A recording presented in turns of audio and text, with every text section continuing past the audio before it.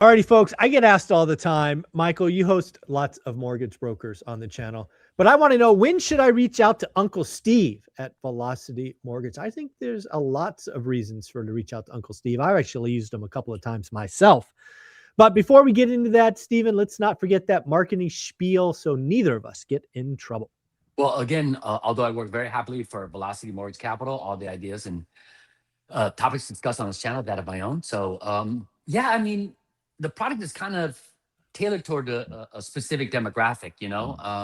I would say more small business owner, maybe self-employed borrowers, and the like.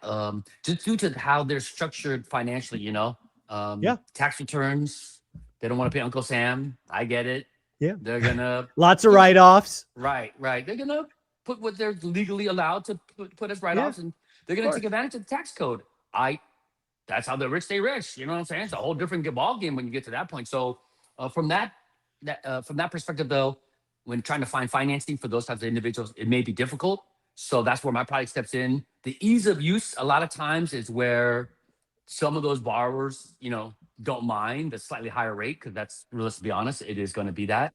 Mm-hmm. But for some borrowers like yourself, I think, speed, it's built in the name, Velocity. We're built for speed, efficiency. So it's just not a lot of paperwork, not a lot of headache.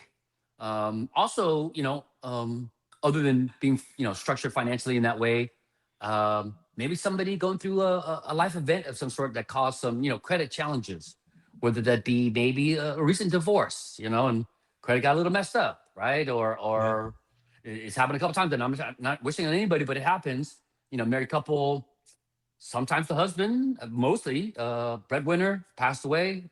Left the housewife, hasn't had a job for the last 20 years, been raising the kids, and we found a good alternative to what was available to her versus hard money. You know what I mean? So just it kind of depends. So it is definitely a niche product, but we're definitely seeing uptick in business from a lot of those kind of demographics, I guess. The other thing I think, again, I hear from my audience is, it's funny. I just had a conversation about this. The cost of capital is increasing pretty much across the board. 10-year, 30-year mortgages are at, a 52-week high today or thereabouts. And there's a lot of people that got a yes answer out of the gate, but are getting denied at the finish line. And at that point, you're talking about not only lost money in appraisal, but you could have EMD, depending on the deal, get lost. Right. And, there's a lot of people that would need a quick plan B. Right. And Velocity really is the only answer, other than hard money. And hard money's at like 13 or something. Right. And again, that's kind of the space that we kind of play in, is in that, like, I would say, pseudo hard money, somewhere in between conventional bank loans and traditional hard money. Sure. So our terms are better, our fees are less, but we're easy to qualify for versus that of, like, conventional financing. And we shouldn't forget, it's 30-year fixed. That's why I came to you, right? Oh, again, no, definitely. I don't have a W-2.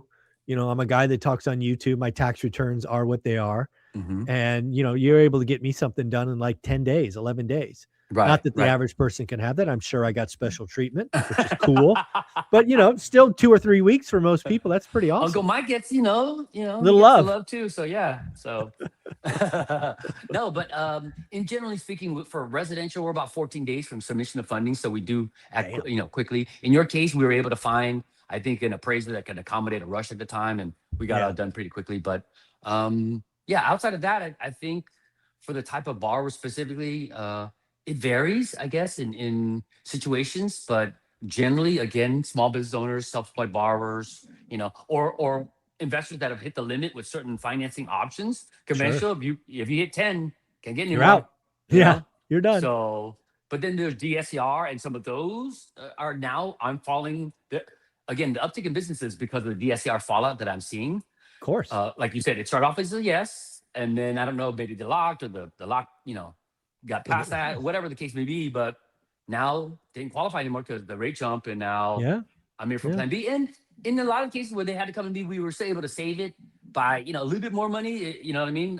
Whether it be slightly higher rate, or they bought the rate down to where it was before or close to it.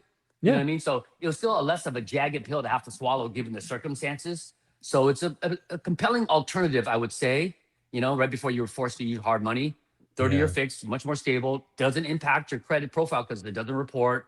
And again, the ease of use with the, with the paperwork. So, there's definitely a market for us. It's proven we're publicly traded for a reason. You can look me up in New York Stock Exchange. So there's definitely space for the product, but specific to the type of borrowers, that would be I would say that the demographic that would probably usually use that product. There's another one coming. I know we've been talking about it for a couple of years now. It's been used sparingly, but I got to tell you that 90% CLTV, combined loan to value, that is like the Swiss Army knife of deal making. If you're a real estate investor and you're out hunting today, you don't have a lot of competition, and we can kind of structure deals now, right? You run into an owner who's got some equity, maybe has yesterday's price in mind.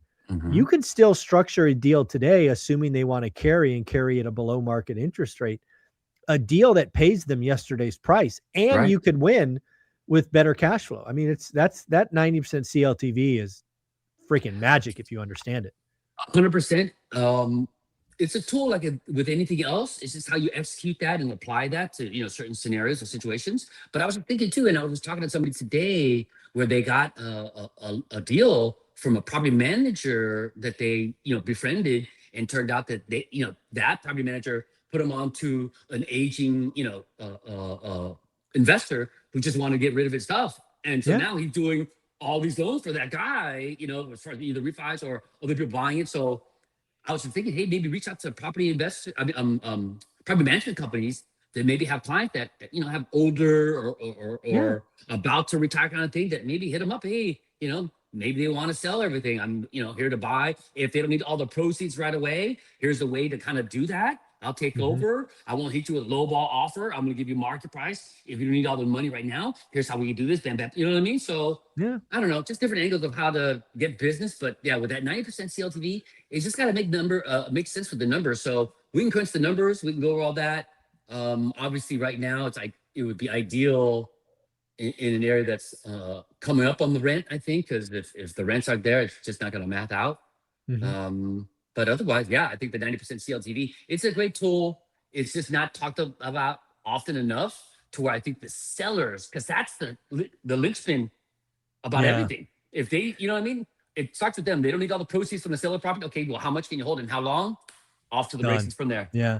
To that end, I think if you are a real estate agent and you have a seller with a nice equity position that doesn't need it, you need to learn about this program, because it's a way that the seller can win and you can win. Because again, a deal that doesn't happen doesn't pay the real estate agent. So again, if you're a real estate agent, you need to figure out this 50-40-10 as well. So Stephen, if somebody wanted to reach out, talk shop, see what's going on, be your plan B, what do they do?